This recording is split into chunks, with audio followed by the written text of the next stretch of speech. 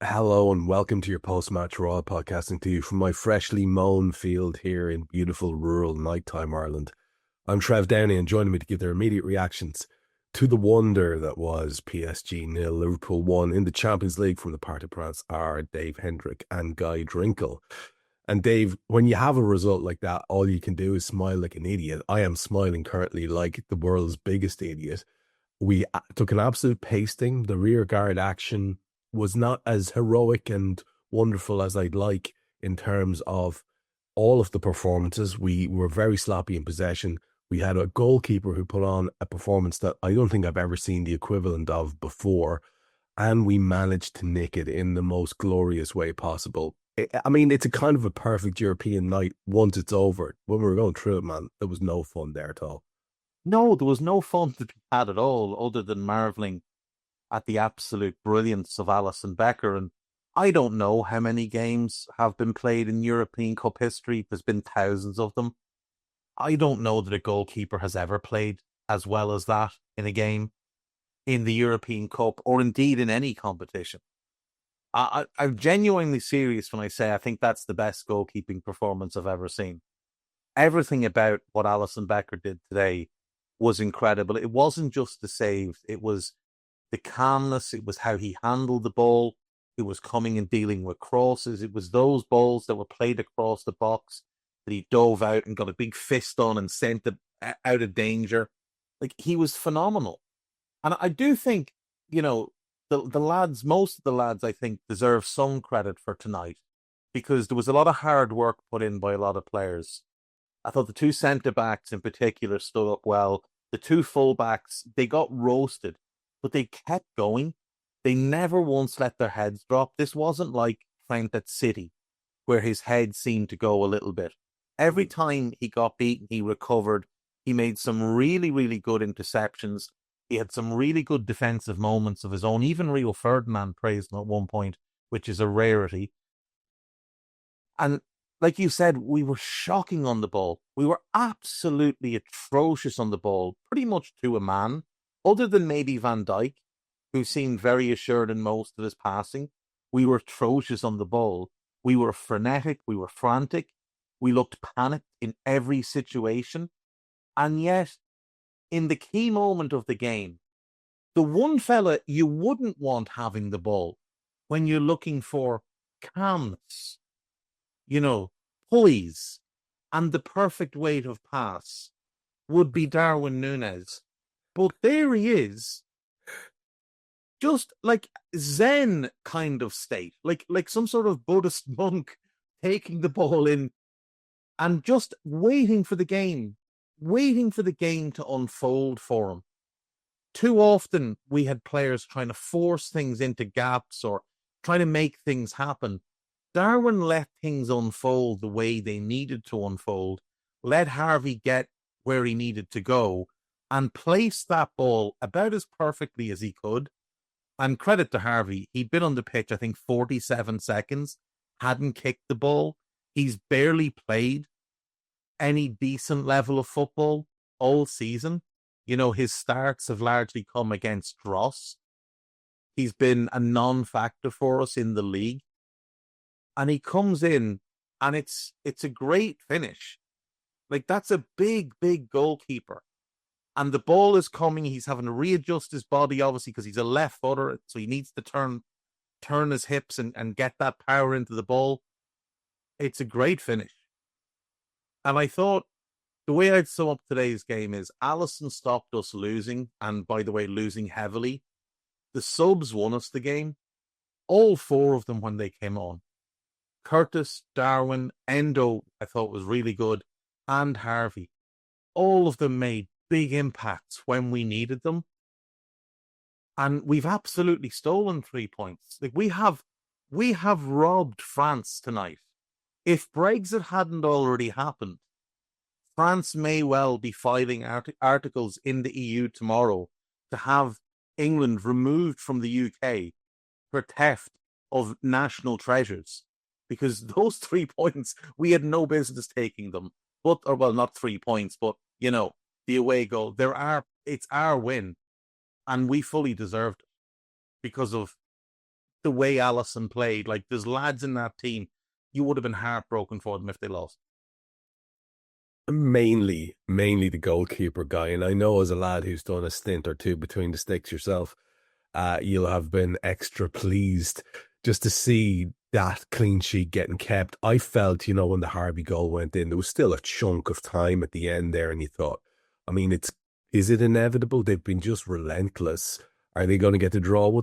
That would be still a fine result, wouldn't it? But all I wanted for that guy was for him to have that clean sheet. And there was a stat where he goes ahead of, I think, Pepe Reina now in terms of clean sheets in Europe, which is him top in general, which is nice, a little extra bit. But, we can't emphasize this enough. And obviously, as we go through the details of the match, guy, we're going to talk about the individual saves. Like my favorite one, I think Dave kind of alluded to it there, is the one in 84 minutes. This is not one where it's going to be like the snapshot of it is going to be in Ali's living room where he's full stretch tipping out of the top corner. This one, he's stretching across on the deck and he punch paws it away with such ferocity and deliberate hand to ball motion, where he's just saying, get out of here, and clears the ball with his hand, whilst also saving a dangerous cross. The lad was absolutely immaculate. I know what Dave was saying sounds vaguely like hyperbole, but there's nothing of the sort. It really is. I cannot think of an equivalent. Can you? Not in world football and not in the history of me watching. Like, I saw Peter Schmeichel at Villa and Man City, and I know he's probably the other argument for greatest Premier League goalkeeper. Obviously, Petr Cech's probably the other one in that three-way conversation. I just don't think there's anyone near him. Like, I think Courtois can match that levels, and I think Oblak can in some parts of the game. But in terms of the all-round goalkeeper that Alisson is, I don't think I've seen anyone that complete. Like, Ederson may be better at passing the ball. Alisson's on a different sport to catching crosses, to making saves, to sweeping, to everything in that regard. Courtois might be a smidge better at claiming crosses because he's 7 foot tall. I don't think he's as good at sweeping, for instance, or passing the ball. I don't think there's been an all-round goalkeeper in my lifetime. The only two I'd say that have been on the level Alisson's on, Gigi Buffon. I still think he's the best goalkeeper I've ever seen. He was just ridiculous in his prime. And I think the very, very best of Manuel Neuer. Like, when we signed Alisson, that's who I said I was like, this is the next Neuer. That's the blueprint of what this guy is. He's not as, like, Neuer can sometimes be a little bit reckless because he's a bit arrogant, and he thinks he's a midfield player, so he'll wander into midfield at times, and you'll wonder what the fuck he's doing there. Alisson doesn't do stupid shit like that, but that all-round game that Neuer had when he was at his very, very best was genuinely special. But this guy is as well. Like, he is a phenom, and I know what you're saying, Trev, but like, the fella clawed multiple shots out of the top corner tonight. And I saw some stats here just to give them now rather than to wait, because I think it's worthwhile. Ben Boxek had these. And just to kind of give people an idea of what we're looking at with Alisson's performance tonight. So, is this XG saved kind of thing, is it? Yeah, he's got... Yeah. So he's made 9 saves. 6 of them are diving saves, which is really, really impressive. No, it's not actually Ben. It was somebody else. I think it's Dan Kennett. I saw the same. Oh, is it Dan Kennett had them? Like, because people always say, the gold standard for Ali is that game against Barca, that semi-final against Barca, the second leg. But tonight was a different level to that. I think that's the best that he's ever played. Let me see. I can't even find these. Here we go. It was Borbali Emre. He's Jimmy. He's the Hungarian lad. So 9 saves, 6 diving saves, 2.26 XG prevented, 4 saves inside the box, 11 recoveries, 10 of 22 accurate long balls. Now, part of that's just the lads couldn't hang on to the ball, and 44 touches of the ball. Like, just ridiculous level of performance. Yeah, that kind of nicely sums it up, and that it's in the context of an overall absolute pasting where we had 29% of the ball, where they had 27 attempts to our 2. We had 1 shot on target, and what do you know? They had 10 attempts on target, and Ali saved all of them. Remarkable stuff. But at that 29% possession thing, really, we felt every single minute of that as the game went on. It felt interminable. I'm not going to lie to you. There was nothing enjoyable about watching that. For me, I found it very, very difficult to watch. It wasn't one of those contained performances or controlled performances where, like against City, we won the game by letting them have the ball, and we were quite happy in that way. There was nothing happy about it. Like I think you've put your finger on it, Dave.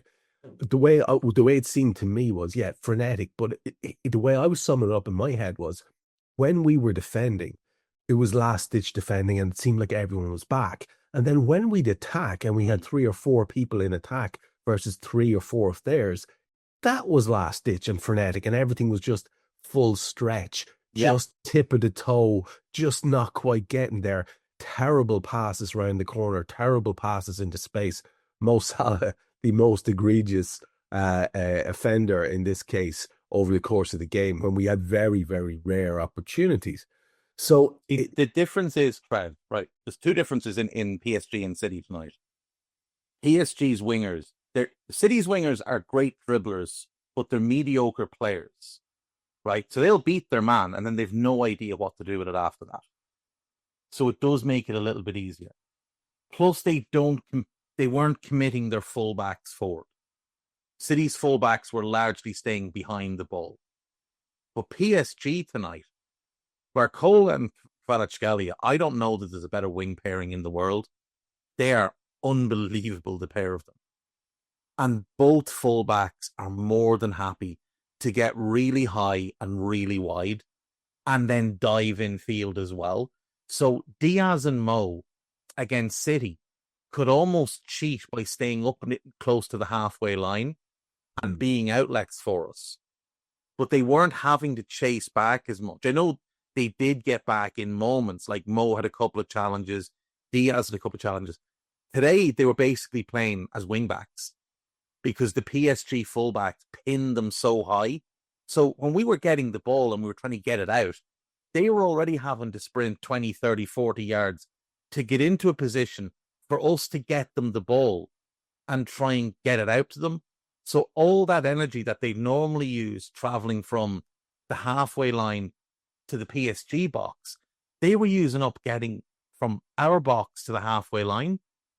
So every time they got the ball in those situations, they would just goose. And then, like we said, some of the passing we saw tonight from Liverpool players was offensive. Xabi Alonso, if he ever watches that game, or Thiago, they'll be furious that players wearing a shirt that they once wore played some of those passes tonight, because it was abysmal. And you're right as well on the point that you make. When the substitutes came on, there was a marked improvement in quality from all of them. Someone has said that it was basically, I think it might have been Cy Brunch just said, basically they replaced the worst performers on the park, and so obviously then you're going to have a certain improvement in standard. But it was really notable. It was really marked. I thought Curtis Jones was really tremendous in his ball retention and use, because we were under a lot of pressure all the time. Now, if PSG can replicate that. Right, the Reds, it's Jack here, and that was a clip from one of Anfield Index's audio podcasts. If you have enjoyed the video, make sure you do like, share, and subscribe to keep up to date on all things LFC. We record around 100 audio podcasts every month, with our shows featuring match-going fans, top journalists, professional analysts, and even Liverpool legends along the way, with the great Dane himself, Jan Molby, joining us every single week. If you want to listen to all our podcasts for free, head over to anfieldindex.com/podcasts. Our audio shows are available wherever you get your podcasts. Just search Anfield Index. Or if you prefer to listen to all our podcasts in full and without any ads, why not head over to AI Pro today to check it out now at anfieldindexpro.com. If you want to get involved in the great growing community of Liverpool fans, check out the Anfield Index Discord. The link is in the description. Do get involved with that, from Reds around every corner of the globe. For now, Reds, hope you enjoyed this video.